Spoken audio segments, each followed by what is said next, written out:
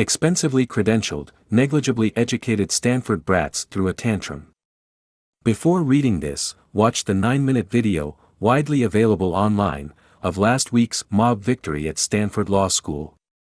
Note especially Tirien Steinbach, who, you should not be shocked to learn, is the law school's Associate Dean for Diversity, Equity, and Inclusion. Pseudo-intellectual smugness and moral cowardice apparently are necessary and sufficient prerequisites for DEI careers. There are many thousands of them, enforcing campus orthodoxies.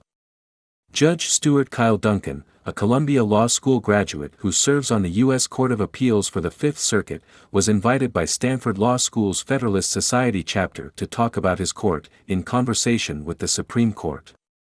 Some progressive students, and Steinbach, especially dislike some of his views concerning social issues, same-sex marriages, transgender rights, abortion, pronouns, etc.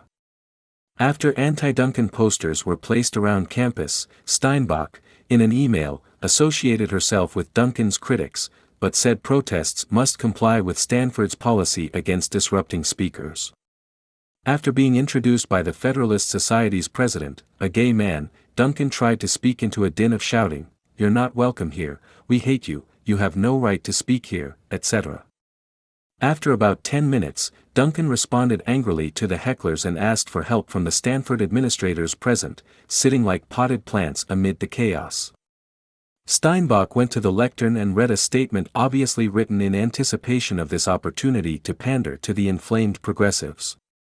She was pained that Duncan was welcomed at the school because his previous work and words had caused harm to students, including the absolute disenfranchisement of their rights. She blamed him for inflaming the protesters by responding to them. She was deeply uncomfortable because the Federalist Society's event was tearing at the fabric of this community. Continuing with her self-absorbed inventory of her feelings, and fluent in DEI speak, she told of her labors creating a space of belonging and places of safety. She said, with Duncan standing nearby, that even abhorrent speech that literally denies the humanity of people should not be censored, because me and many people in this administration do absolutely believe in free speech. The many implied, not all, Stanford administrators who believe in free speech, as much as Steinbach does, do not believe so fervently that they enabled him to deliver his prepared remarks. During a brief, tumultuous question period he was called scum, and afterward Steinbach said the protesters had violated Stanford's non-disruption policy and that Duncan had been disrespectful to the audience because he did not continue reading his prepared remarks through the howling gale of insults. The law school rabble evinced learned behavior. No one is born feeling entitled to insult and silence others. Where did the privileged boors learn this? At home, around the dinner table? Unlikely, although.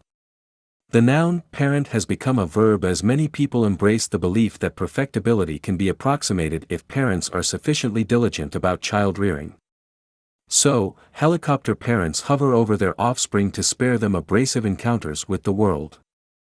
And participation trophies are given to everyone on the soccer team, lest the excellence of a few dent others' self-esteem, the fuel that supposedly propels upward social mobility. Larded with unstinting parental praise and garlanded with unearned laurels, these Cossack children arrive at college thinking highly of themselves and expecting others to ratify their complacent self-assessment. Surely it was as undergraduates that Stanford's law school silencers became what they are, expensively credentialed but negligibly educated brats. Stanford's president and the law school's dean jointly say they are sorry about the unpleasantness. Not, however, so sorry, as of this writing, that they have fired Steinbach, although they say she refused to do her job. Staff members who should have enforced university policies failed to do so, and instead intervened in inappropriate ways that are not aligned with the university's commitment to free speech. The depth of that commitment can be gauged by this tepid rebuke, in bureaucracy speak, of Steinbach for being improperly aligned. As this is written, many of Stanford's future lawyers are demanding that the dean apologize for apologizing. Stanford has not expelled any of the imperfectly aligned disruptors. The school might be improved by the departure of the student whose idea of intellect in the service of social justice was to shout sexual boastings and scabrous insults. Readers can find in the Washington Free Beacon the insulter's unintended proof that there is indecent exposure of the mind as well as the body.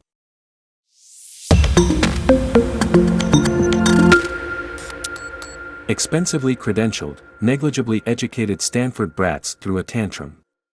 Before reading this, watch the 9-minute video, widely available online, of last week's mob victory at Stanford Law School. Note especially Tirien Steinbach, who, you should not be shocked to learn, is the law school's Associate Dean for Diversity, Equity, and Inclusion. Pseudo-intellectual smugness and moral cowardice apparently